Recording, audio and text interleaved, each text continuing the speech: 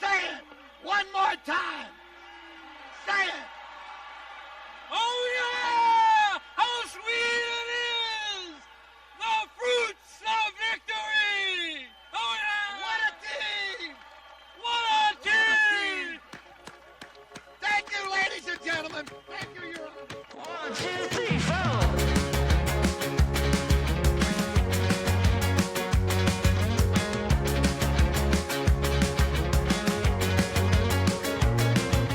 Welcome to the RTD Sports Podcast. I'm Matthew Kiewit. I'm joined today by Zach Joachim and Danny Lewis of VirginiaPreps.com. We are ready for the 804 high school football MEGAPOD. What do you say, guys? Let's do it. Let's do it. Where'd the idea for Megapod come from? Because it makes me think of, I watch the Fantasy Footballers, and they do the Megalodon episode on Thanksgiving, or like ahead of Thanksgiving, so it's like multiple hours. Was there inspiration there? Yeah, I don't even know. It just kind of seeped into my brain, and this whole week I've just been saying to myself, MEGAPOD. I guess Megadesk from The Office probably inspired me. You know what it makes me think of? The Will Ferrell movie Semi-Pro, the Mega Bowl. Yeah, the Mega Bowl. I forgot about that. Yeah, probably a combination of those two just, seeped into my subconscious there. Nevertheless, we are going to rip through what has piqued our interest the most during our research of the upcoming high school football season. We are all at Media Day. We've all been diving into the nitty gritty for our respective publications, and we're ready to tell each other all about what we think. We're going to go through some segments here. We're going to start off by talking about the blue chippers, the cream of the crop around the area here, and then we're going to go talk about teams that we think are primed to take the next step and maybe be, considered borderline blue chippers by season's end. Then we got our sleepers that we suspect might not be paying enough attention to. And then maybe some teams will surprise us this year. We'll list off candidates for those. And I still have questions. That's kind of just open season. Who do you have questions about? And then last but not least, obviously with our jobs, we're unbiased. We are not supposed to have a bias. We are human. And we get to know some of these folks. And God, we just can't help rooting for some of them. But we will still be objective. But, for the sake of this pod, I think that category is necessary, and you'll see why. In any case, guys, any thoughts before we let it rip here? Preseason has gone quick. Indeed. July flew by, August has flown by, and here we are a week out. Indeed. Or Danny, I should have maybe done a better job of introducing you. Why don't you tell our listeners, a little bit more about yourself, better than I can do. I just know off the dome here that you know high school ball in the 804 as good or better than pretty much anyone I've met. I don't know about that. I think Sean Robertson's probably got that nailed down over there at WTVR 6. But, yeah, covering the region for going on 14 seasons for Virginia Prep. So, it's a labor of love. I'm not making the big bucks like Zach is. But, but it's a labor of love. I love getting to know the coaches. I've made friends with coaches, these players. They come and go, but you see them on Saturdays now. You see them some cases on Sundays. It's just a privilege to be a part of it. It really is. Well said. And a Verina graduate, too. Correct, Danny? Yes. What was the year of graduation there? I'd rather not say, Zach, I'm just because curious. y'all are always talking about age, and I graduated in the 1900s. If you ask my son. I'm a class of 96. You were still in diapers, Zach. Well, when Maury and Verina play, Danny and I like to have fun that week because it's two of the top programs in the state. Your alma mater and my own. It was a really fun matchup last year and will be again this year, so we're excited for that one. Yes, we need to figure out a friendly wager. Maybe lunch or something. I don't know. Buttermilk and honey. Yeah, there Let's you go. do it. That sounds Although great. we don't promote betting, just to No. be clear No, on we do high not. school sports. No. We don't want that seeping out. Buttermilk and honey is nice. That being said, let's get into the blue chippers. This is the cream of the crop, and I think this is little debate here. I don't think many people will argue the first four or five, but we got Varina, Benedictine, Highland Springs, Huguenot, and put the last two in either order. But I think Varina, Benedictine is a clear cut 1-2. Would you guys agree? For sure. Defending champions, you got to have them 1-2. I've seen some statewide rankings that might have like Highland Springs a spot above Benedictine, but I think in terms of the local hierarchy and the programs that have earned it, I mean, they're 3-time reigning SAA state champions. They lost some key pieces from last year, but honestly bring a lot back from that team, including all Metro running back Fred Dolan. And we'll talk about Ralphie Puccinelli in a little bit here, but was really good at Glen Allen before he went down injured last year, and now he's back at Benedictine after spending a year quarterbacking the Jags. So I think everyone's high on them this year. I for the most part, I have not seen anyone who doesn't have Varina in their top spot. I think the only argument surrounding them is whether they're the best team in the state.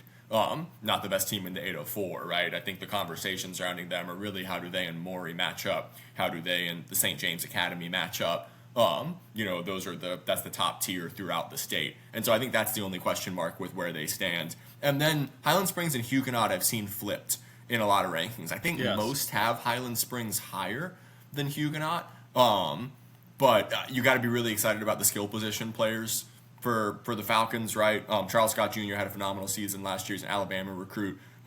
He's got a big-time arm. Avion Lewis, Jamari Kane, they've got some amazing players at the skill positions. But Highland Springs is probably better in the trenches, right? More depth up front. They love to push teams around on both sides of the ball, and they're always physically imposing up front. And so I think that's kind of the contrast there between Huguenot and Highland Springs, where the Falcons kind of have the high-flying, big recruit, skill position players, but Highland Springs is deeper, more physical, bigger up front. And that matchup is going to be really fun in the second week of the season, and that's Huguenot's opener, I believe, right? So we'll learn a lot about how those teams stand in the local hierarchy early on. Yeah, we'll get into it. Go ahead, Danny. No, in terms of preseason, which, I've heard people debate, should you even have preseason rankings? You get that debate with anything. But in terms of this, Highland Springs did at least reach the state finals last year. So if you're going on what they did last year plus potential for this year, whereas Huguenot, no offense, but they did lose in the region finals. That said, I think if I'm Huguenot, then I would probably say, well, that region final was the state championship game, right? Looking at the complexion of the state. Yeah, that 4B is so good. And Varina beat Loudoun County 47-0, right? And they won in the state final, and they won their semifinal pretty handily too, right? I don't think it was 40. Yeah. It wasn't that much of a blowout, but looking at how that state championship run played out, it looks to me like Huguenot was the second best team in Class 4 last year. So that if I'm from a Huguenot perspective, that's what I'd say is we play in such a tough region. Obviously, it's got Dinwiddie there too. A good Powhatan program. 4B is really tough. So even though Huguenot's the second best team in their region, they might well be the second best team in the state in their classification. Well, and in terms of recruiting, if you put Highland Springs and Huguenot side by side, my God, Huguenot's got D1 commits all over that team, and Highland Springs they have recruits, but they've also got some spots they're filling going into this season as well. Yeah, Zavon Miller in the secondary for Huguenot, right, is another big name who's really good for them. I'm sorry, go ahead, Matt. I was going to say Charles Scott Sr. was pretty excited about his defense coming into this year. Obviously, we know about their offensive skill positions. He pointed out at media day that his defense gave up something like 6 points a game on average. Obviously, they gave up more to the better teams, but nevertheless, I guess he said they averaged 6 points a game against, and he expects that to improve this year. So he's pretty high on the defense. Yeah, I just got their preview for him today. Shout out to Coach Scott for sending that in. Appreciate you, man. They've got a star at each level. Jace Bigelow is a name that we all know, who I think was all Metro last year, who's up front as a defensive Perry. end. Romello Perry, exactly, is a returning starter at linebacker. I see 1, 2, 3, 4, 5, 6, 7, 8, 9, 10 returning starters on the defense for Huguenot this year on this form. So that's a lot of cohesion from last year. And then we already mentioned Zavon Miller on the back end. So you've got like a D1 recruit, to lead each of the 3 levels of that defense. They should definitely be better and among the areas best on that side of the ball. And the core of this Huguenot Falcons team is basically 4-year starters, because I remember these kids as starting as freshmen in Scott's first year, and here they are. I mean, if this isn't the year for them, when is it? Randall Robinson, Najarn Bostic, a couple other versatile weapons for them on offense that, you think about Ivion Lewis and Charles Scott Jr. first, but they've got other guys on here who can really contribute. So, and it'll be about the play of that group up front, too, on the line to see if they can realize that ceiling offensively. That's the only question mark, right, is can they block enough against the talented fronts like Highland Springs to allow Scott Jr. to get all of those playmakers the ball in space. And I'm going to give a shout out to Randall Robinson. I feel like he's a little underrated in the area. Every time I see him touch the ball in Huguenot games, he's getting positive yards. It's no losses anywhere to be found. So, he is an underrated weapon for them.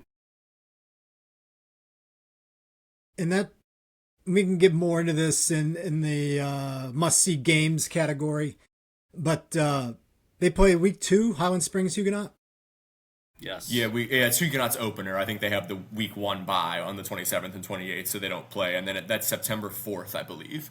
And it's at Highland Springs, if I'm remembering correctly off the top of my head. Correct. So an enormous test for the Falcons early on. And let's just give a sneak preview.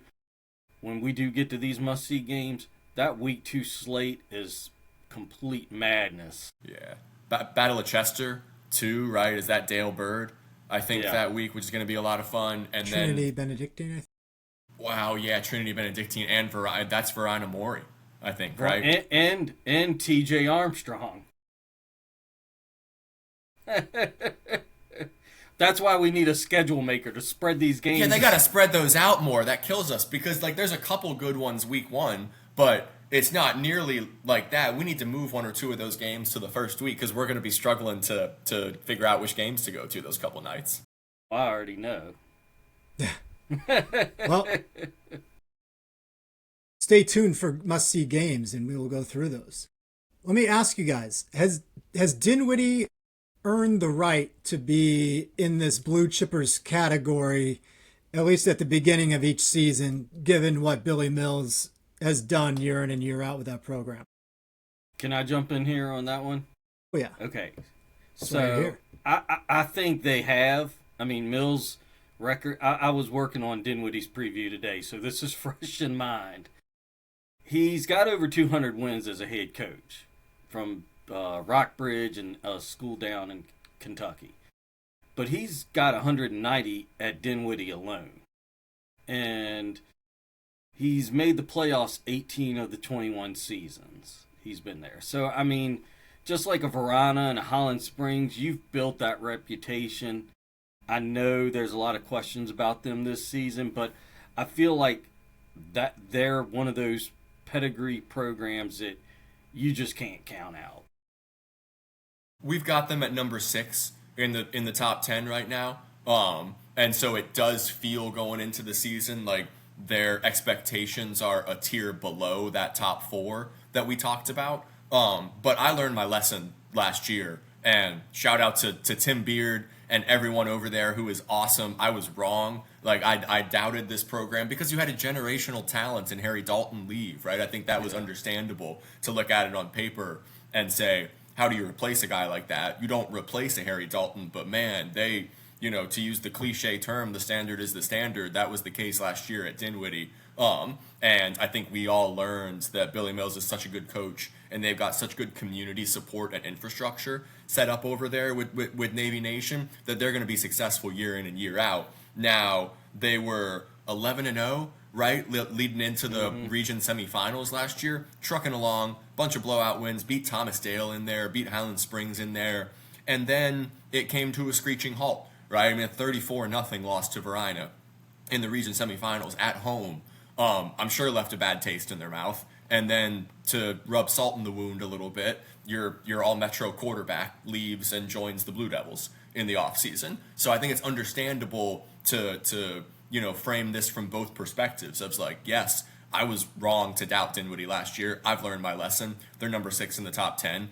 But the question marks are understandable. There was obviously a big gap between them and Verina that was proven in that playoff game, right? And then you lose your signal caller to the team that you just lost to in regionals. It's fair to question, when they get there come playoff time, can they challenge Verina? Can they challenge Huguenot? I'm not sure. They did bring in Trevion Mills. I didn't realize that until looking at their preview for him. I'm sure that stood out to you too, Danny. He was at Matoaka last year and a really talented player. So they've got, and Derrickis Nelson too is a sophomore that Mills is high on. So they got 2 really good running backs.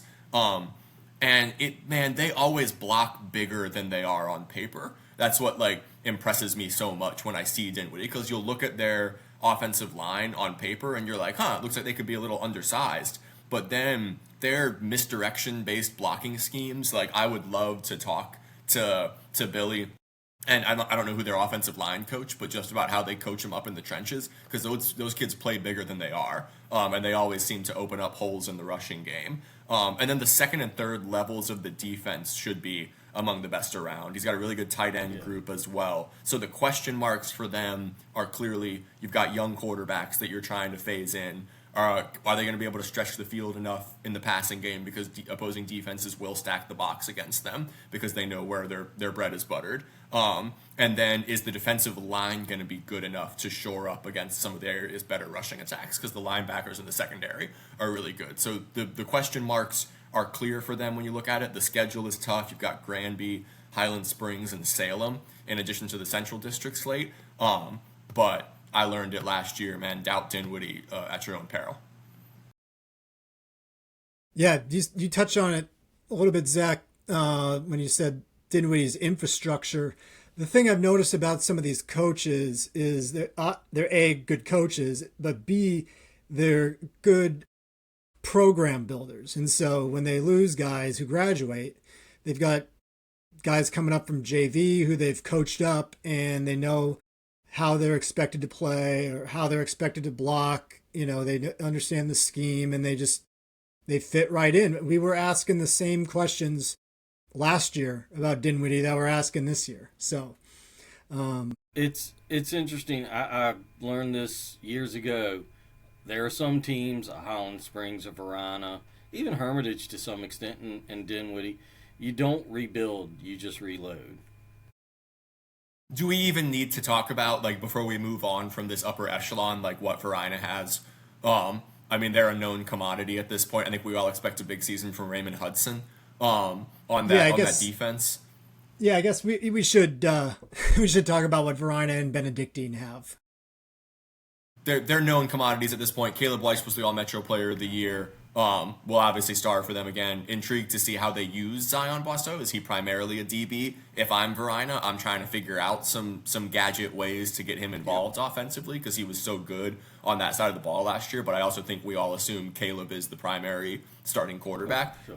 But they could use both of them. And then Raymond Hudson is the big name on that defense. They did lose some big pieces defensively, right? Bull Richardson, Jalen Walker, and Braylon Hood have been, stalwarts on that side of the ball for them for a long time. Saw Rex, UVA recruit on the back end, prime for a big season. But I don't Marcus Lewis was the All-Metro Defensive Player of the Year in his own days. They coach him up so well on that side of the ball. I don't think they'll skip a beat there. The schedule's really tough.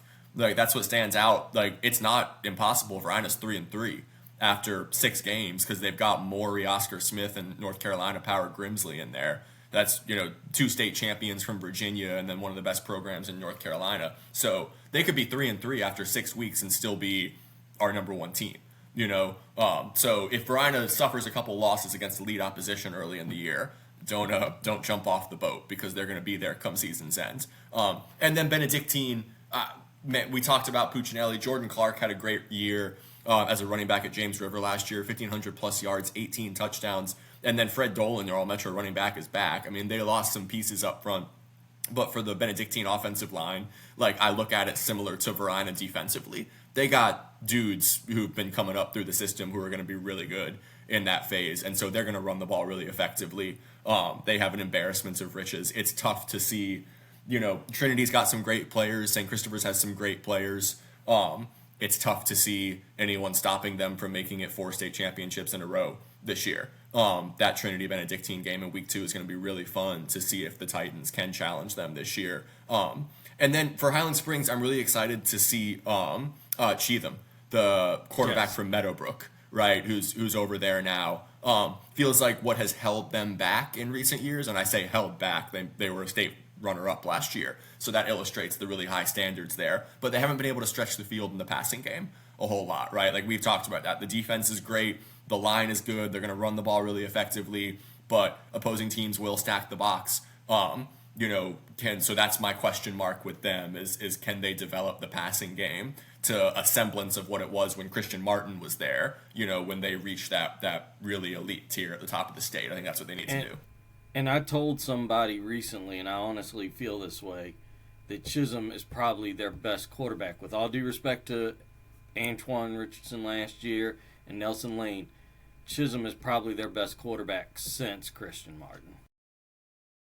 Love Buddy Richardson, amazing athlete, Yes. and they did great stuff playing him at quarterback last year, but he's not a quarterback, he's a defensive back. Right. Right. So they've kind of made it work from the quarterback position the last couple of cycles after Christian Martin, and it looks like, I believe his nickname is Chiz, which is fun. Yes. So I think we all think that he's primed for a really big year and could add a new element to that offense. And he's just a junior, so, the Springs has him for 2 years. Let me ask you guys this before we move on. Does Trinity belong in this category? That's a fair question, and it's a tough one to answer. They lost Davion Brown, and so I feel, somewhat similar to them as I did last year with Dinwiddie, where that's such a, transformational talent that you've got to ask how that changes their ceiling. Sam Mickens, I love Sam Mickens, their head coach, one of my favorite in the area, joked us about stealing Malcolm Bell from them, who was their offensive coordinator last year and has undefeated quarterback training, works with a lot of the area's top quarterbacks. He's a special correspondent for us this season, which is awesome. We did that after he'd already left Trinity, but he has a young kid, wanted to focus on the family time and on his own business and undefeated quarterback training. Excited to have him as a correspondent for us, but you lost your best offensive player and you lost your OC. So question marks about what that offense will look like. They also lost some key pieces up front. I think they're going to be really good, but it's a tall task to imagine them challenging Benedictine. Now, they beat them in the regular season last year, and then a couple weeks later, Benedictine got revenge and blanked them in the state championship game. So I just don't think Trinity has the same depth that Benedictine does. I think that Trinity probably belongs in that next tier with Dinwiddie, maybe Thomas Dale, who we have at 5, right? I think they're really good. I think they certainly belong in the top 10. I'm not sure, I hope they prove me wrong. I don't think they can challenge Benedictine this year and really stop them from making it 4 in a row. All right. Okay, here we go. We're going to move on to the next category. Teams that we think could take a step up this year. These are teams who could be, considered borderline blue chippers by the end of the season. Maybe they looked promising during parts of last season, but they bowed out early in the playoffs or maybe just missed the playoffs for whatever reason. But based on what you see, they seem poised to, kind of bounce back this year. And I think a team that all three of us are looking at is Hopewell. They were 5-6 in the regular season last year with a second round playoff loss. They went to New Kent and won a playoff game. And if you listen to Coach Irby talk about this team, I think I'm trying to like read between the lines, but I think I can tell that he likes his chances this year. And it's not just coach speak when you listen to him. He says, we're excited. We've got a lot of kids back from last year who have grown up and been through our offseason program and done a great job. We've got good senior leadership and excited looking forward to the season coming up. When your coaches talk about, senior leadership, that tells me that he's got a lot of guys that he can trust and hold people accountable and kind of be coaches on the field, which is so important in high school, to have sort of an extension of the coaching staff on the field. And so, but I mean, you look at their schedule last year, they got better as the season went along. Like I said, they won a road playoff game at New Kent, who is playing really well. And Irby said they learned a lot from the Highland Springs game. They lost 68-12 early in the season. And he said basically his guys saw what they need to strive toward, whether it be in the weight room, just in terms of physicality, winning matchups, things like that. They play each other again this year, and Springs will almost surely beat them, you'd think, but I am interested to see if Hopewell can keep it a little bit closer this time around. And also, win a few more games and maybe host a playoff game. Yeah, I feel like last year, like this year, they've got Arking Holloway at quarterback. Last year, they were taking I believe it was a linebacker and making him quarterback last season. I don't know if that was, that's a big difference for sure. And this young man, he's a freshman, I believe, and he's already got a offer from Kentucky, which is pretty impressive that you haven't even had your first varsity snap and you already got that going for you. And then they got A.J. Monroe, who's just a stud athlete over there. The offense should be much more improved. Probably will close that gap with Highland Springs. Not saying they'll beat Highland Springs, but 68-12, I don't think we'll see that again this year. And I had a conversation with Irby last year at the Petersburg-Thomas Dale game. He was scouting as coaches do. And he and I were up there chatting, and he said this group coming up, this young crop of kids coming through Hopewell this year, this was going to be the group that kind of gets Hopewell back to that, 2016, 2019 era of Blue Devil football where they were competing for championships. Yeah, you can hear it in his voice that he is confident that this team has the ability to, I don't want to say surprise some people, right? Because, he's in his 17th season. You've won 2 state titles there. Everyone knows that Coach Irby is one of the best around and that this program is in a great place. I don't think they'll beat Highland Springs either, but at Murner Field, with all the experience that a lot of these returning Hopewell players got last year, I certainly think that game will be closer than it was at Victor W. Kreider Stadium last year. Another name I want to throw out, Danny, that I think we've talked about before, Xavion Grammer.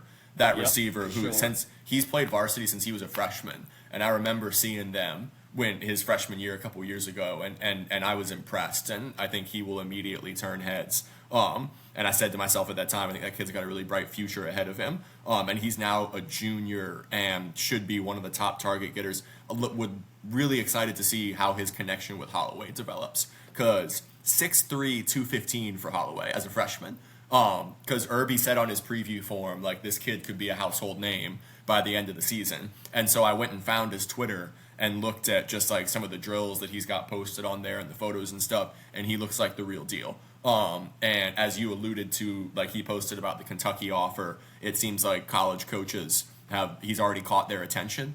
And he's got a chance to, as Irby said, by season's end, be a household name in the 804 and the next big thing to come out of a great program here. And the defense returned 10 starters. I think they returned 9 starters on offense. And so, as is the case, like, and Coach Irby said, depth is the concern, as is the case a lot of the time for a Class 3 school, right? You only have so many pieces if big guys go down with injuries. But they bring so much back. They've got a great culture there. It feels like, and I wrote about this in the Outlook, like it feels like they're in a rough patch, you know? And I say that with the highest of respect for a program with championship standards, right? I mean, 5-6 with a first round playoff exit in 2024, and then 5-5 in the regular season last year. You won the road playoff game at New Kent, and then you lost to Petersburg. And they lost to Petersburg twice last year. And I'm sure there are people, you know, like I think Petersburg had the Our Time Now shirts that they showed up to that first game with. And obviously Jerome Mathis has done an outstanding job there. We'll talk about them in a little bit here. But I'm sure there's some people at Hopewell who are very excited for that matchup this year.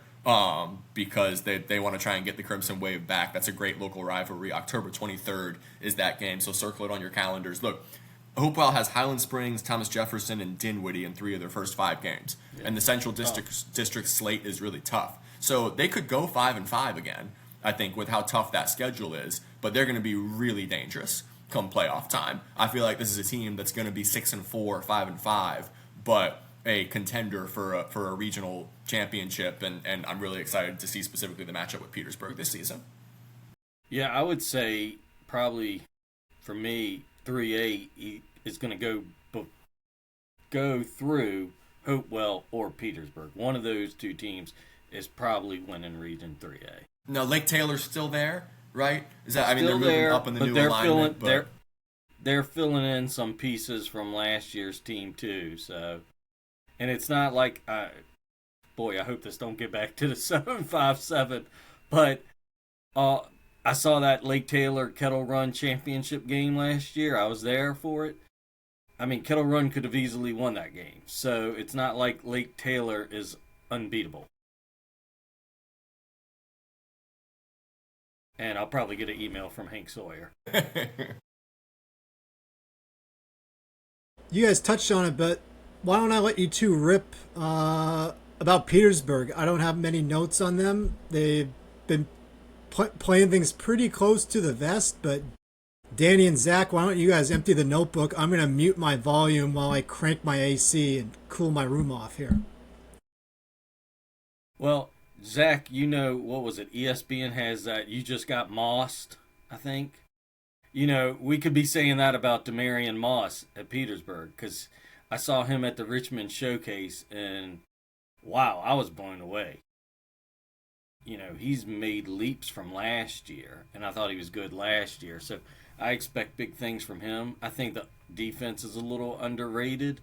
You know, they got Micah Scott, former coach Mike Scott's son, on the team. He had, I think I was quoted as saying he had close to 100 tackles last year. So, and they brought in some transfers this year. Mathis has a year of experience under his belt as a head coach. I just feel like their trajectory is ticking up. Xavier King, Keon Ridley, a couple other key pieces for them, I believe. The longtime quarterback Stanley Green is gone, right? Yeah. They felt like he was the starter for them for a few years, and I believe Kamani Peebles is the plan to start at quarterback. Again, we don't have a preview form from Coach Mathis yet. We're working on getting in touch with him, so we're riffing a little bit here, but they've got some exciting pieces for sure. And Peebles saw time last year at quarterback too, so that experience is only going to help him as he takes the reins this season. Is that tight end still there too? Is it Jalen Ray? Yes. Our friend Sean Robertson is very high on that young man. Yeah, he was all region, and seems like a legit college prospect and talent who could have a big year in the rushing game as a blocker and in the passing game as a receiver. Super versatile athlete. I think that's all I've got for individuals on Petersburg. Yeah, but well, just like you were talking about the Hopewell-Petersburg matchup, you know, think about the Petersburg-Dinwiddie matchup. You know, that's going to be fun. You know, Petersburg's got to beat some of the blue chippers of the Central District. You know, I know they beat Hopewell last year, but, you know, if you want to be considered a legit contender, you're going to have to beat a Dinwiddie or a Thomas Dale, and it's tough to do as a Class 3 school, but it's been done before. Yeah, we've got them ranked. Where exactly? Let me pull up. Let me scroll to the top here and remind myself where we have them. We have them at number 8 after Trinity. And so I think they've certainly jumped into that tier. They played Lake Taylor pretty well in that region championship game last year, right? And Lake Taylor went on to win a state title. So you definitely think that they're a contender for a region championship. Whoever comes out of 3A is going to be a contender for a state championship. They open up pretty light, too. Looking at early on in their schedule, Henrico, Norcom, John Marshall, Colonial Heights, their first 4 games of the season. So you could easily, Norcom's a good program. No disrespect to anyone else on there. You'd expect them to beat Henrico, John Marshall, and Colonial Heights. So they could be 4-0 going into week 5, where they've got Matoaka, who we'll talk about in a little bit. They could win that game, certainly, too. So you could be 5-0 going into an October 9th game against Dinwiddie. And it's that back half of the schedule where the Central District slate gets tough. And yeah, I think we'll be really excited to see what they look like against Dinwiddie, Hopewell, and Thomas Dale in those last 5 games. And, coach speak is it's one game at a time, and we're only focused on the next one. But you also feel like Petersburg has to make a splash this year, because next year they're making that leap to Class 4. And so they're going to be in with the Varanas and the Dinwiddies and the Huguenots. And that road is going to get much bumpier. Yeah, 9-4 last year. They beat Henrico and Norcom handily. They beat Colonial Heights handily early on. Beat Matoaka. Beat Meadowbrook, and that was a good Meadowbrook team last year, 36-0. So you'd expect them to be able to win all of those games on their schedule, and compete for a region championship. I'm sorry, Matt. Something I will say about Petersburg. There were 2 teams I called to invite to Media Day who declined because neither session worked for their practice time. In other words, they practiced all day, no exceptions. And those 2 teams were Petersburg and Benedictine.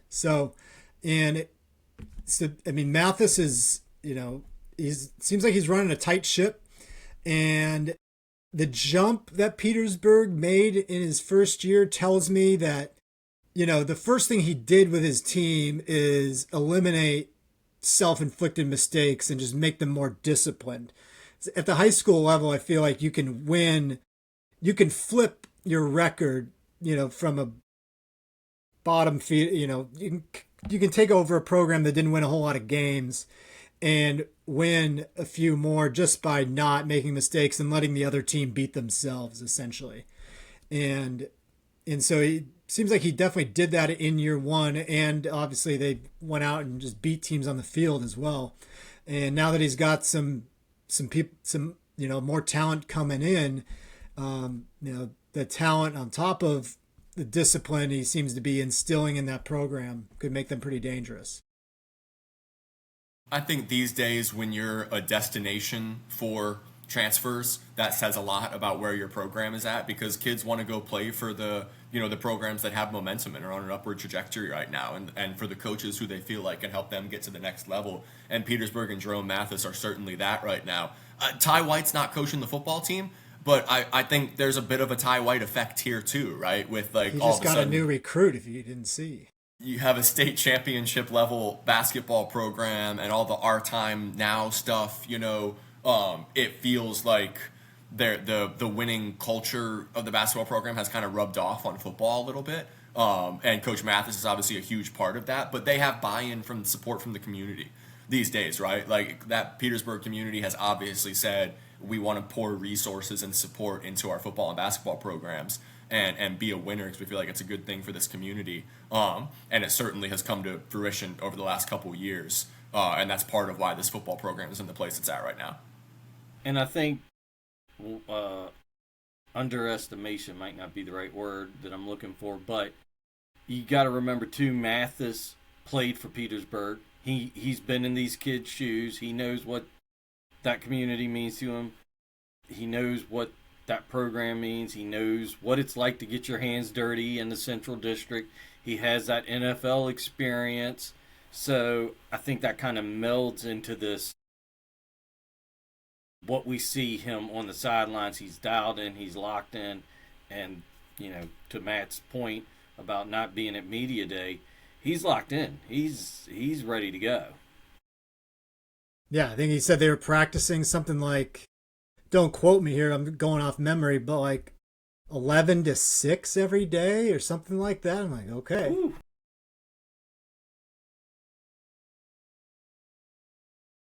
You guys got any more schools you got your eye on to take another step next year? Zach? Take another step. I didn't have anyone else written down. I mean, we've talked about most of the teams like in the top 10 in that upper echelon right now, and so I feel like we'd be remiss not to talk Thomas Dale, Hermitage, Manchester a little bit here, right? Of that like other group that's clearly in like the top 10 pack. Hermitage played for a region championship last year. Timothy Jean-Pierre has built a really strong culture there in his time at the helm. Manchester, we were 10-2. They were a 6A semifinalist, and somehow it still feels kind of underwhelming, right? And that's a testament to the high standards that they have there. They want to try and compete for region titles, and how the season ended, right, with the walk-off interception to Thomas Dale. I think, even though you won 10 games, leaves a sour taste in your mouth for the offseason, and they're looking to replace Landon Abernathy, so that's a big question mark. That was going to be my point, is you're replacing your quarterback, and to put an emphasis on your point about the season last year, it doesn't just end in heartbreaking fashion against Dale, but you lost 2 of your last 3. So it kind of, just like with Dinwiddie, it kind of feels like all that momentum you had going all season, Lucy just took the ball from Charlie Brown. Peanuts reference. Love it. And Thomas Dale, we've got them at 5. I mean, that defense was among the area's best last year. I think we expect more of the same from that program. Kevin Tucker, obviously one of the area's best and most respected coaches. He's going to have them in a good place. Vinny Chavaria, who we mentioned, who had that walk-off interception, is one of the leaders on that defensive side for them. The dark zone will be in full force.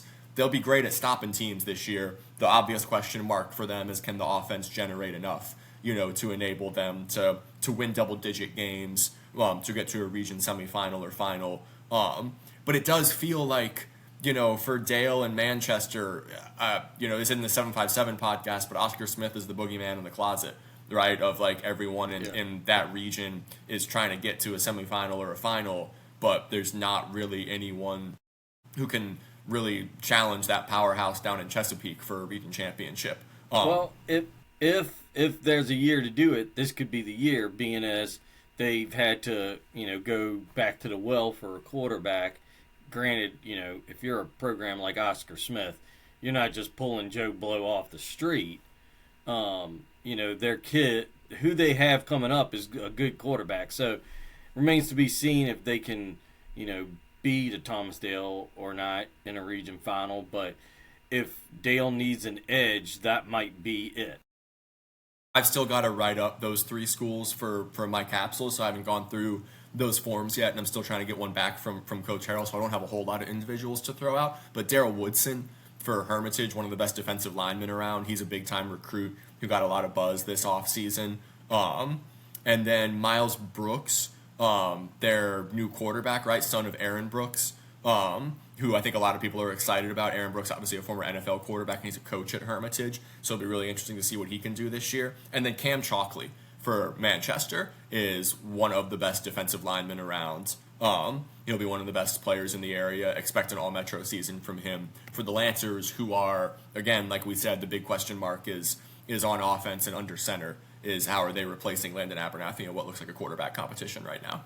Well, and I'll give you one more in Hermitage, and that's the linebacker Elijah Page. He had 100-plus tackles last year, so he's going to be big for them yet again. That Hermitage defense is going to be nasty. Yeah, I mean, they have a team on paper that could challenge Highland Springs, but its championships aren't won on paper, as coaches like to tell me. Yeah, that's the question for Herm. And the question for Manchester and Thomas Dale, right? They're all going to be good. Can they put themselves in a position for the Panthers to challenge Highland Springs at the top of that region by the end of the year? And can Dale and Manchester put themselves in a position to give Oscar Smith a fight at the end of the year? Yep. I am concerned if Manchester is actually still engaged in a quarterback competition at this juncture. Hopefully they've made the decision and they're just playing coy with us. Somebody once told me, I don't know if y'all have heard this one before, but if you have 2 quarterbacks, you don't have a quarterback. None. Yeah. That's not a knock on the young talent that they've got coming up. I'm sure there's some talented signal callers that they're working through.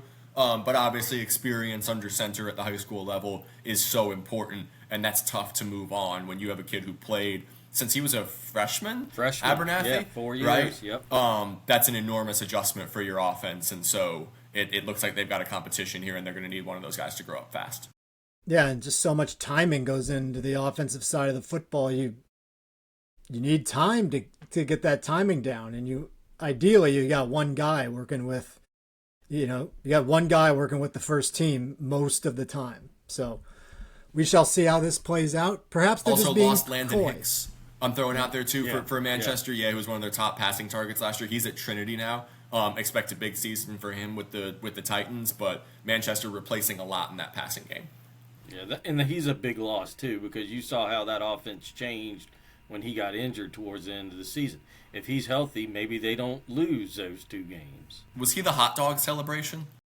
I think, was that him? It was a Manchester receiver. It might have been Landon Hicks. I'm not sure. Don't quote me on Maybe. that. I'm not even going to try to say, but I remember the story. We enjoyed that a great deal. For anyone not familiar, I think it was against Richmond City. You had a Manchester receiver who scored a touchdown and brought a hot dog out of his pants, I think, in the end zone, and ate the hot dog as his touchdown celebration, which I believe he was flagged and ejected for.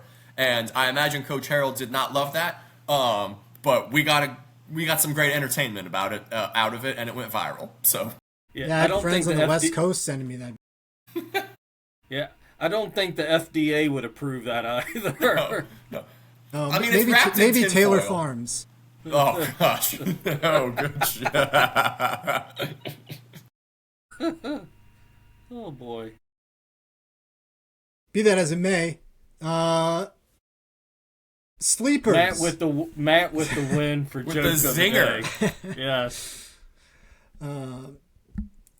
We will move on to our sleepers. These are teams who just seem like they're buttoned up and solid, but for whatever reason, they're just, not getting the buzz that the other blue chippers might.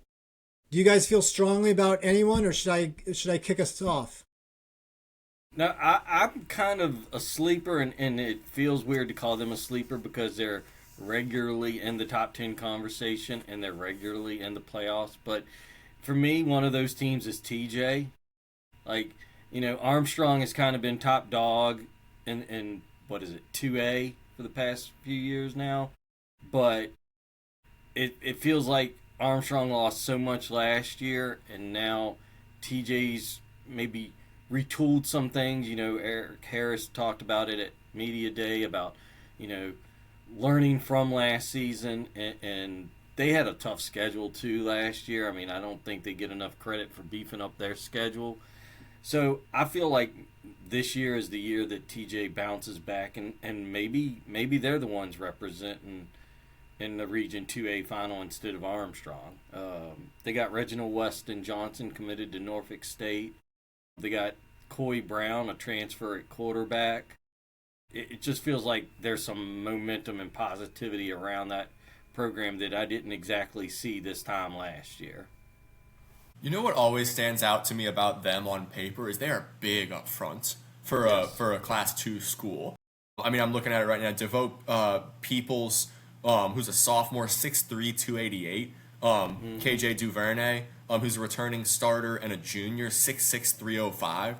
They've got Class 5, Class 6 level linemen up front there, and so they can push some teams around in smaller classifications. Weston, Coach Harris is really high on his talent. I've heard great stuff about him. Yes. Dewan Smith, who is a sophomore, he's 6'2", 180. Coach Harris says he's a D1 prospect. It feels like they've kind of been outshone by Armstrong a little bit in the last couple years. And obviously you got Huguenot in Richmond City Schools that's had some great years as well, and it kind of feels like people have forgot about how great that foundation is at TJ now. But that goes back to Chad Hornick, and them raising the money with the Viking Fund to get that program the infrastructure it needed, and then Joseph Harrison in there too, PJ Adams. Eric Harris is continuing what has become a winning tradition and culture there over the past decade, and so it feels like they're flying under the radar. That's a good shout. Yes, yeah, and if for those who have never been to a TJ game, and I mean a TJ game on their field, it's just a great environment. I think Zach would attest to that it's just something different about being there at 4 o'clock. Now, I know they want lights, and I think that's going to be next level when it happens, but if you're there for a 4 o'clock game, it's next level. That Armstrong game was insane last year. Granted, it took a few days to play it out. That was wild with that delay. I think Savannah covered the first half of that game, and I covered the second half. So we both got some time with Danny on the sidelines, which was fun. I had TJ in like my top 5 local high school football environments at number 5, and Savannah and I looked back on that a couple weeks ago, and she was like, "Really, TJ?" Because a lot of people don't immediately think of it, but I'm with you. It feels kind of like a block party, like with how that setup is right there. And I love the school is right above the field, so you always get people like looking out the windows at the game. Yeah. The problem, and this is part of the charm, but the problem, Danny, is have you been yelled at by refs for being close to the field of play more often anywhere than TJ? Is tough. There's no space. And we always look at the refs and we're like, guys, I'm sorry. We know y'all got a job to do. We have a job to do too. We're trying to take videos and keep stats, and there is no room here. We don't have anywhere to go. So that's part of the charm. I love games at TJ too. They could certainly compete for a region title this year. I wonder what Poquoson looks like is the question in the back of my mind surrounding Armstrong and TJ, and we don't know because that's out of the coverage area. But that's been the team. I think I forget the final score of that game. Armstrong played them really close. On Cool Lane Armstrong last year. was right there. I mean, I was at that game. If they could just connect on one of those passes, game over, and Armstrong's moving on. One of those 3 teams is coming out of 2A and going to be a state championship contender. But that's TJ and Armstrong will have to go through each other, and then there's Poquoson looming in the background there as kind of an unknown, but a program with a great tradition. You want me to go ahead with my under the radar, Matt? Rip it. Yeah, give me Midlothian, man. That was my next one. Yeah, because they are, I think, fit the bill perfectly as like a perennial playoff contender. Matt Hutchings did some great stuff there that Phil Gross has kind of built on and continued. I love FW Pote Stadium. That's another shout, I think, for one of the area's best environments. Picturesque sunsets there. I don't know what it is about how that field is positioned, but like it's beautiful when you're covering games at Potes, and they've got a great home field environment. And they got Zach, if I can interject here, at one time, Atlee's fan base, the student body, had the best student body as far as support in the stands, but I'd say Midlothians has taken that mantle. That student section is outstanding. That's one of the ones you got to be really careful with parking, because once that lot fills up, I've wound up, way down the road in one of the neighborhoods over there, and having to walk and half run trying to make kickoff when I get there for a game. So get there early, but I'm looking at Coach Gross's form right now. Gibson Gross is Coach's son at quarterback, tons of reps and experience under center now. We've talked about how important that is at the high school level to have an experienced quarterback, and they've got an experienced one and a great leader. I mean, that kid impresses me so much every time I interview him, and I think that's been the same for you, and Savannah has said that too. Talks like a coach's son, right? Like he's just a great leader. And then they've got 9 returners on offense. Jamel Howard is a transfer running back. I think he came from Deep Run. And he was good there last year. Dyson Coleman, J.J. Anderson at receiver, Malachi Hill, all returning starters. They've got a lot of returning talent on both sides of the ball. John Fout is a veteran coordinator who's done some great stuff with their defense over the last couple years. Who are some big names there? Nate Coppage is a safety who's a senior who's been there for a while. Anderson is Johnny Sowers, really good back end there. They could surprise some people this year. Expect them to put together a winning campaign, make the playoffs, and the question mark for them would be, can you then make a run in 5C to try and their goal would probably be like challenging a Hermitage, right? Like, can you get to the playoffs, and can you get to that point where you're a team that people are looking at saying, can they challenge Hermitage, Highland Springs in 5C? Like you, Zach, and I like to listen to people because I know I'm not the smartest person in the room. So I listen to people that are close to football. I'm close to it, but when an AD tells me that Midlothian's going to be a problem, that gets my attention. And I heard that on another podcast last night, and it caught my attention. And something I didn't hear you mention, but they've got 4 of their 5 offensive linemen back, so that's only going to help Gibson out. So yeah, Midlothian is that other team for me in that category. I think they possibly contend for a region title. Maybe it isn't Hermitage, Highland Springs. Maybe it's Midlothian and Highland Springs. And that's a great combination, right? When you've got a veteran quarterback and a bunch of returning starters up front, that's a wonderful foundation. Now, the early schedule for them is not easy. You've got Richmond City in week 4 on September 18th for them, which is obviously a game that we'd expect them to win. But aside from that, you start versus LC Bird, at Freeman, at Powhatan, at Huguenot versus Manchester. So those are, Huguenot and Manchester are going to be tall tasks. And then I think we'd all probably say Bird, at Freeman, at Powhatan. Those are not gimme games at all. No, not at all. So we're gonna find out, if they've got that potential this year to really make a run to challenge for a 5C early on, because they're gonna get tested.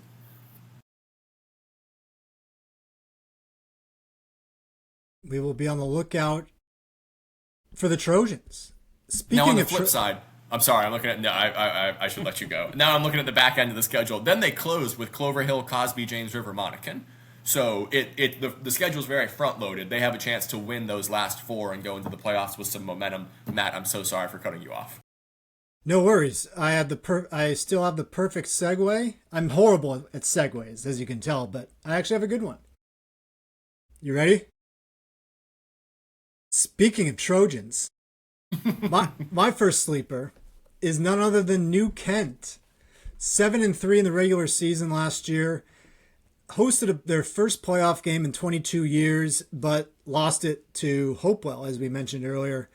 And, New Kent, I don't know why they're slept on. I guess maybe because they're on the outer edges of our coverage area, kind of, to the east. And there's, but, I think we should take note. Their coach certainly thinks they have a good chance to, build on last year. I think their disappointing playoff exit also might be limiting the buzz around this team.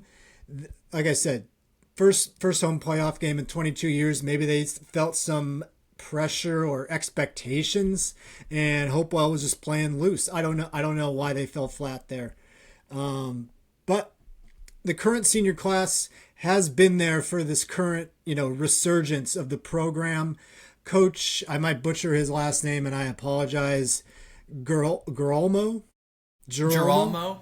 Geromo, yeah. Previously Prince George. Right. Previously Battlefield up in Northern Virginia. Okay. And, he seems like a pretty straight shooter, and he says, he thinks this team is loaded. And he went on to say, we are as good as we can possibly be from a leadership standpoint, which kind of goes back to one of my, pillars, if you will, when analyzing a high school team, when a coach really trusts his leadership as an extension of the coaching staff on the field, it's usually a good thing. And, Drew almost strikes me as a very meticulous, kind of detail-oriented coach. And so that maturity among his players, combined with the way he wants to run his program, I think could, really turn this into something special. They got explosive players on the offensive side of the football. And he says he's got 3 skill guys running 22 miles an hour during off-season workouts. Obviously, that's in a straight line, and it's not always indicative of scoring touchdowns, but impressive nonetheless. They will be playing fast, and I think they could take it. I think we could be hearing from them in the Class 3 playoffs this year. If I can, a couple of comments. Outside looking in, I think one of the reasons why they are, as you say, considered a sleeper by some is because they don't have a recent track history of success. And I think you have to have a little bit of that to kind of catch people's attention a little bit more.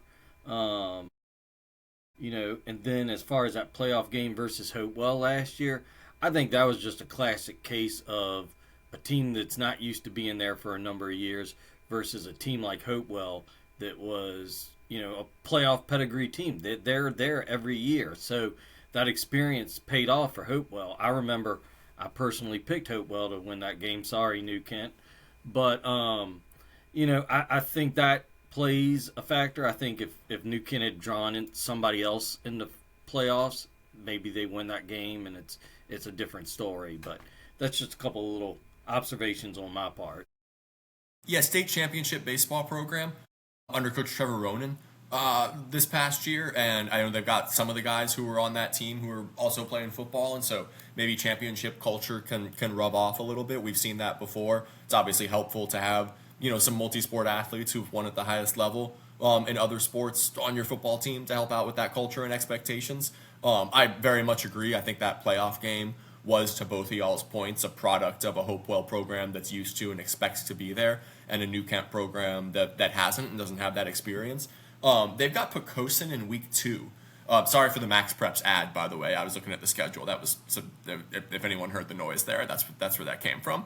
They'll pop up and get you. But they've got Poquoson in week 2, which I think will be an interesting game to keep an eye on to see what Poquoson looks like relative to that 2A complexion that we talked about earlier, and how New Kent can measure up against a championship level program.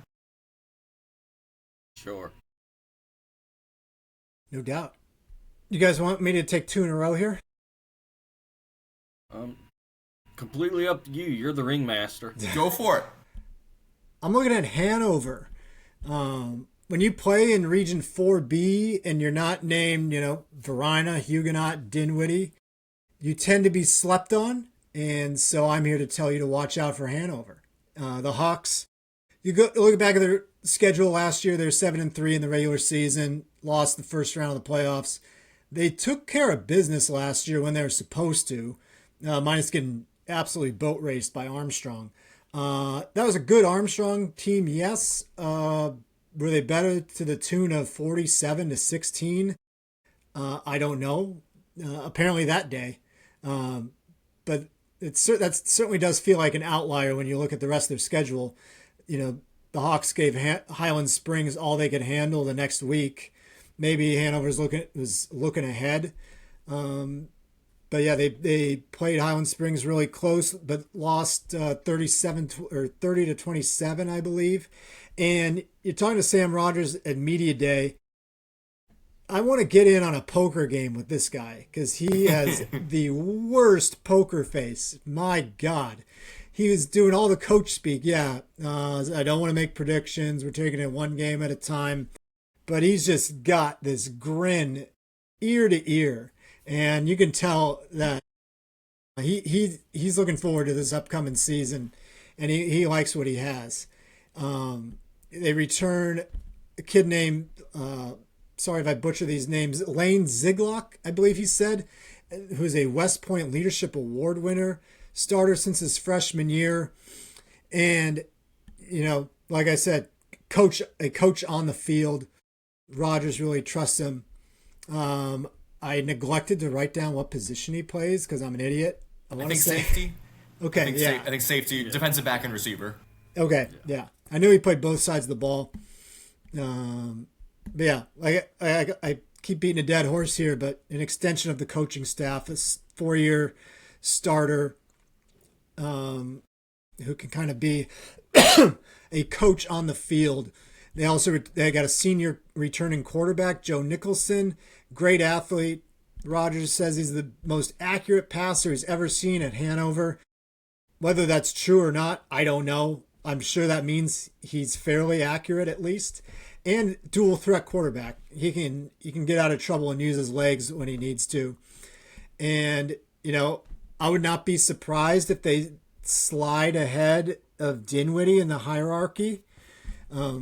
Given, I don't want to doubt Dinwiddie, but given what Dinwiddie has to replace and what Hanover has coming back, I don't think it's far-fetched that they're the ones that end up hosting the playoff game at the end of the season, and maybe Dinwiddie's got to come to Hanover. Yes, Sam I love him because he's just so polished, so calculated. And I found it very impressive when he made that statement about Joel Nicholson, because Sam Rogers played quarterback at Hanover, and he was more of a running quarterback than a passing quarterback for sure. But it's for you to get that kind of praise from somebody who's been in that program, that speaks volumes in my book. And Hanover's one of them teams that, under his leadership now for 6 going on 7 years, I think, they're always there. They're always in the playoff mix. Might not mean playoff wins, but I mean, let's be honest, 4B, it's tough to get playoff wins.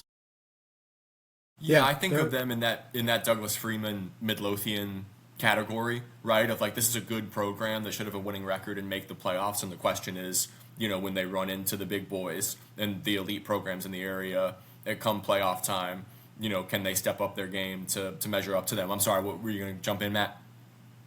No, I was just going to say, to Danny's point, they seem like they're always buttoned up, but they're not Dinwiddie or Verina, so we kind of don't think about them. Sam is obviously a great coach who played at Virginia Tech and in the NFL. It was a bit of a tale of two halves of the season for them last year, right? Like, I'm looking at the schedule. They opened 6-0, and the defense in particular was really good. You had a shutout 7-0 win at Freeman, a 9-7 grinded out win against Godwin, and then they finished 1-4. And when they ran into Verina 35-3, Armstrong 47-16, Highland Springs really impressive 30-27. Played them close, but then 49-13 at Dinwiddie. So that would be the question for them. I expect them to, beat everyone on their schedule that they're supposed to. But can they, raise their levels to the point where the same thing doesn't happen at the end of the year when you run into the cream of the crop in the Capital District and in 4B? Can you keep those games close and play it like you did Highland Springs, not how you did Armstrong, Verina, and Dinwiddie? Because they're capable of it. We've seen it. Yeah, I think they need a signature win during the regular season, so that they go into that playoff game playing, whomever they're matched up against. They go in there with belief because they've done it before. Yeah. And I have one more sleeper team, unless you guys want to give me a breather. I can rip it off. I got another one ready, but go for it if you're rolling here. Yeah, Dude. yeah, just all right. out. Yeah, I'll roll mine, and then I'll mute again and cool off this room while you do yours. I got Freeman. They were 6-4 in the regular season last year, and then lost the first round of the playoffs. They got up to a 1-3 start last year, and then closed 5-1. They made the playoffs after that 21-18 OT win over Glen Allen. I guess caveat there, Glen Allen did not have their starting quarterback, Puccinelli. But nevertheless, they did get that must-win game and pull it out. If they start stronger this year, maybe they don't have to open the playoffs, on the road at a place like William Fleming. One thing during media day that stood out to me is that Simons mentioned they shuffled their offensive line, mid-season last year. They the guy that anchors that line, Hudson Repart, I believe is his last name. The anchor of that line, they moved him from tackle to center, which is an interesting move. Basically, it tells me they're having issues at center, and they because usually you move a guard to center, but moving a tackle to center tells me, let's get our best lineman who we trust and just have him take care of our problem here. And so, if you go back through their schedule last year, their offense really sputtered sometimes, especially early in the season. And I think needing to shuffle around their O-line really played into that. And so, Freeman's going to have guys that can play in the trenches. They have big dudes there year in and year out for whatever reason. And I wanted to see what I'll be interested to see is if they've developed some kind of continuity up front, and if they can keep the same 5 guys in the same positions. because that'll really help the offense get off to a better start. They should be able to run the ball with Evan Dyers. Defensively, Simons really likes his front seven, especially his linebackers. The big question mark will be the quarterback. And Simon says it'll be Will Turan or Turin. I apologize for mispronouncing it. I'm sure hopefully one of those pronunciations are correct. Thouron. I was wondering how to pronounce that too in my head. I said Thauron. That's what I was thinking. Yeah. Between the three of us, hopefully one of us got it right here. Or we're all wrong and we'll find out about it on the sideline. Sorry, Will. And he's coming up from JV, an undefeated JV team, but JV nevertheless. And so that will be a jump. But what's better for a young quarterback to get acclimated to the varsity level? I would say nothing better than a good offensive line, a good run game, a good defense where he can maybe game manage to start the season and then start to open it up as the year progresses. So, I just want to see him run the ball, play defense, and, then get those skill guys involved and start taking those shots down the field as you get into October, November. Yeah, I wonder if that move of Hudson Repar, who, let me just say, seeing him at 804 Media Day, I don't think I've seen a taller offensive lineman in my life. I mean, he was humongous. It's something about that Three Chop Road school that always has these big linemen. But, I wonder if his move to center is because they're bringing up Will from JV and they want to have that experience, somebody to protect him, they have confidence in to get him the ball and not make mistakes. Yeah. And did he say if he'll be playing center again this year, or are they moving him back to tackle? I don't good question. I'd have to go back and watch the tape. I guess regardless, my point is I just want to see some consistency up front, moving linemen around during the season. It's not surprising they got shut out 7-0 against Hanover and, had some other offensive performances that left a lot to be desired. Repard listed as offensive tackle / center still in their preview form. And then Holden Anderson listed as offensive guard / center as well. So it looks like they're still figuring out how, the complexion of those pieces up front. Caleb Weatherford, 6'6", 261. And like you said, Repard 6'5", 276. So they've got some big boys up front. Zach Martin is a tight end / receiver. He's 6'4", 217. And Simons, by the way, bravo on the pronunciation, because I always wanted to say Simmons, and a lot of people have wanted to say Simmons. And Kevin, I'm sorry, because I mispronounced it at Media Day, and I'm never doing it again. So we've got it down. It is Simons. And so he's really high on Zach Martin's talent. He said he's a D1 recruit on his preview form. Nolan Chishook has been a good athlete there for a long time. He's 5'7", 166 at receiver, so I think he's like a slot type guy who's going to be a possession receiver for them, who should be Thauron or Thurin's best friend in terms of a short yardage intermediate field receiver that he can lean on.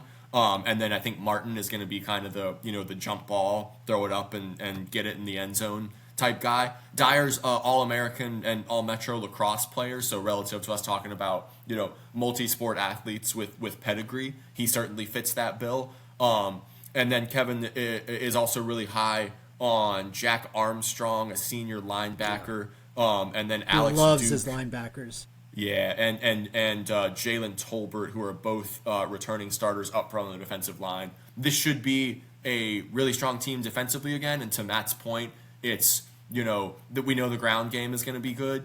Can Thauron's development keep up with the rest of the team? If it can, then they'd have a chance to win 6-7 games, right? And be a playoff team again and perhaps win a playoff game, because it seems like those would be the goals for them. Looking at the schedule, Atlee, Midlothian, Hanover, Prince George, J.R. Tucker, Deep Run, Mills, Godwin, and then they close with Hermitage and Glen Allen. So there's not a game on there that I say like they're out of that. they don't have a chance to win that game. They have a chance to compete with all 10 of those opponents. Now, Midlow, Hanover, TJ, Hermitage, Glen Allen, they could also, those are good teams who could beat them. So they could be anywhere, from 5-5 to like 8-2, I would think. But if they can get a good seed.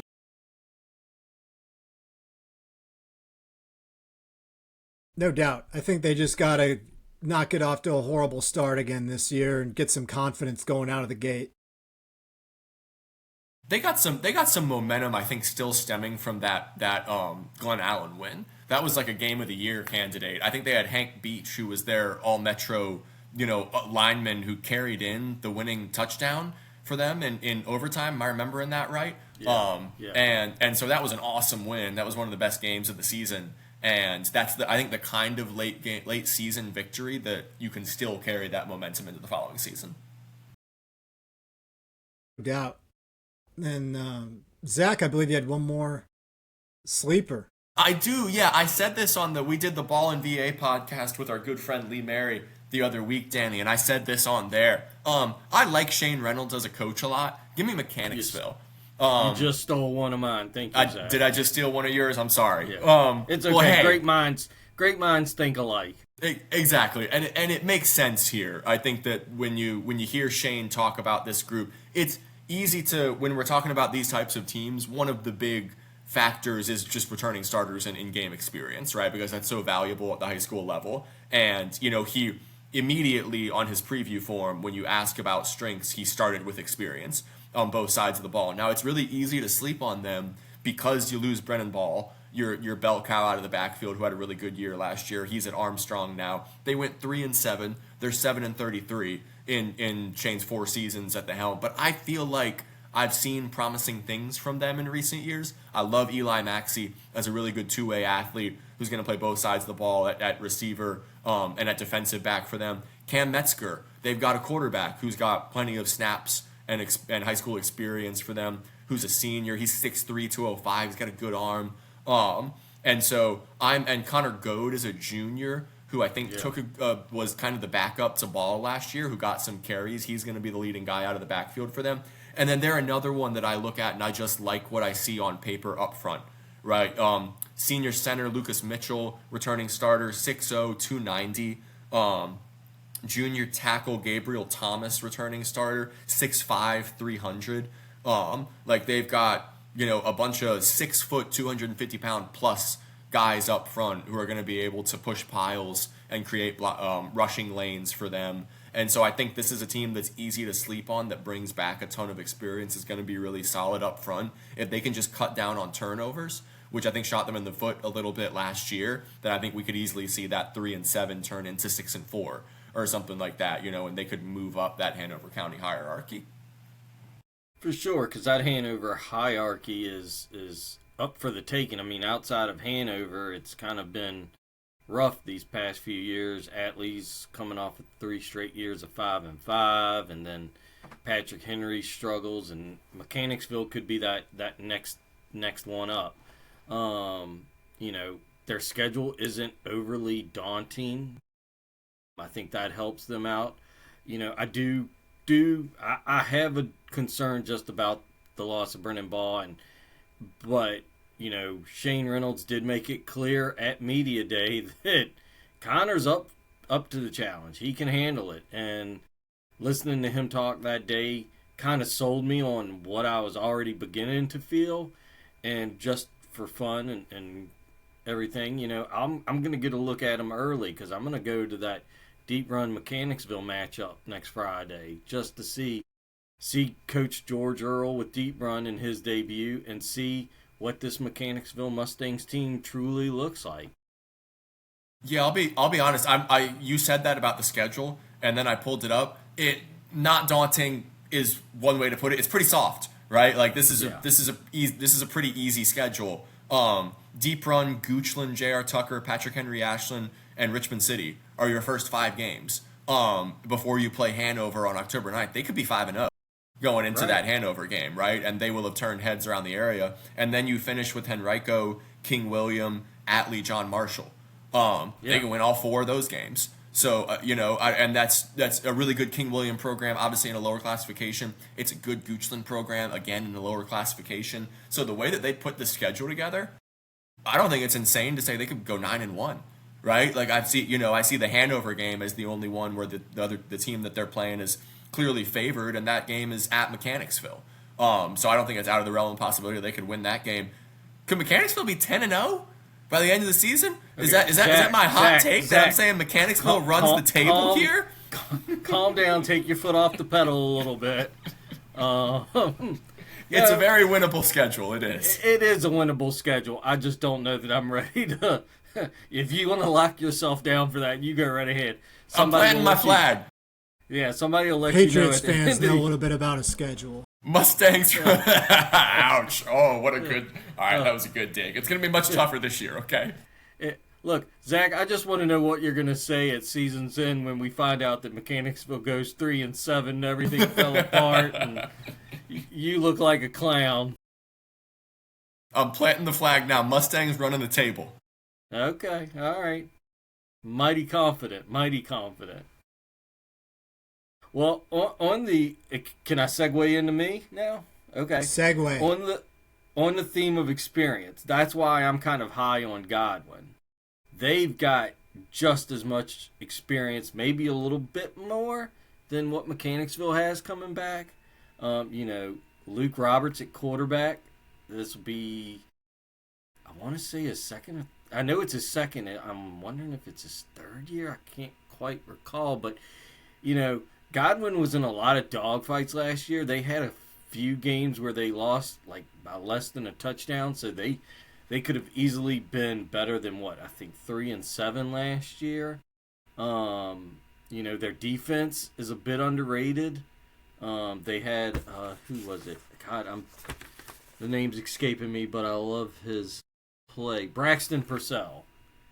He's a dog on defense. I mean, he tears it up. So I'm very high on Godwin. I don't think they're going to challenge anybody in Region 5C for the title, mind you. But I could see them going 10-0. No, I'm just kidding, Zach. I could see them maybe getting it like 6-4, maybe 7-3. And that's a good Godwin season for them. You earn a spot in the playoffs. I mean, Luke Roberts. I know they got to replace the running back. What was his? Constantino. Yeah. Yeah. It's a hard name. Yeah, it is. It's a bit of a challenge. But, Konstantinos Kovanes. They called him Tino. Yeah. But they're, just like with Mechanicsville and Connor Goad, they had that 1-2 punch, so did Godwin. They're, Braylon Miller-Powell is going to be the lead guy this year. So I'm very high on this team. Their new coach, Coach Gallagher, was on the staff last year, so you have a little bit of continuity. It's not, we've got to learn a whole new system. We've got to learn how this guy ticks. No, you know how he ticks. So I'm very high. I was high on Powhatan a few years ago, and a lot of people made me fully aware how high. That's why I caution you on Mechanicsville, Zach, because I was high on Powhatan to go like 8-2, 9-1 a few years ago, and then I think they finished 6-4. So I drink Kool-Aid it's just the a lot. announcer's curse a little bit here, isn't it? Yeah. I drink the Kool-Aid a lot, but yeah, Godwin's got what 1, 2, 3, 6, 9 guys back on defense. I mean, that's good. And like I say, they were that close last year to winning some of those games. So I don't know. I'm sold on Godwin. I might eat my words later, but I'm sold on. And we'd be remiss to not say the name Brody McNeil too, right? When how talking could I about, miss that? When talking about Godwin, yes. Ohio State recruit, 6'5", 300. He might be the best offensive lineman in the area. Yeah, and then on that same line, you got Hayden Cornwell, 6'6", 270. So that's a heavy-duty offensive line. They've got, what? Ryan Ralston, 6'5", 265. Yeah, they're big up front. Yeah, and their entire offensive line is back. So, again, to that point of an offensive line coupled with a quarterback, that's huge. And Luke Roberts too, who who can really beat you with his legs. Yes, crazy legs, as we've come to call him. Crazy legs, exactly. And Chase Roberts' brother was at St. Christopher's last year, so a really strong, kind of quarterback lineage and culture in that family. Expect a big season from him as well. Yeah, and just to let folks know, there's another Roberts. Is there? Yeah. He's not in high school yet, and I don't think he's going to play quarterback, from what his dad tells me. But there's going to be another Roberts coming through the 804 before long. I'm calling him Crazy Legs in a story. I'm already I'm already really hoping for that. Cover a Godwin game and he runs 60 yards for a touchdown. I'm leading with the Crazy Legs nickname. Yeah, I called him Crazy Legs in my preview. I called him Crazy Legs in an article last year. You talk about that Maxey family at Mechanicsville, who I got to know this offseason, but the Roberts father, he's a hoot. If you ever get to talk to him, he's a hoot. Yeah, shout out to all the families who do email us and update us about their kids and their programs throughout the season. That is an enormous help to our coverage. Absolutely. I mean, coaches, their job is hard, I think that's a huge understatement. They can't do everything. They can't get us all the information year round, but parents step up. Parents will let you know. Well said, guys. Do we have any more sleepers? No, not for me, because Zach took Mechanicsville from me. So I said it in Ball and VA, so you'd be taking it from me, Danny. I already planted my flag there. We were stealing stuff from each other all night long that night. So we were, and to your point, exactly. That's because I think when you know the area really well and you've been covering it for a few years now, then we're going to come to some of the same conclusions going into the season. Yes. Also, we share preview forms. And so you use some of ours, I use some of yours. That was supposed to be a secret. No, I'm sorry, am I not supposed to shit? Okay. But we see a lot of the same information too. Yeah. Right? So we're obviously going to draw some of the same conclusions there. Absolutely. Well, guys, how about this? Why don't we take 5 here, and we're going to come back with part 2. And in part 2, we're going to talk about our surprise teams. Our teams, we still have a few questions about. Teams we're unbiased, objective reporters, but we kind of like a few teams. And then we're going to run through our must-see games. So if you like what you heard so far and you want to hear more, look for part 2. But that's going to do it for part 1. Thanks for listening to the RTD Sports Podcast. Just so excited to be joined by Zach and Danny talking high school football, which is right around the corner. And we are signing off here for part 1. And yes, please come back for part 2. Coming right up.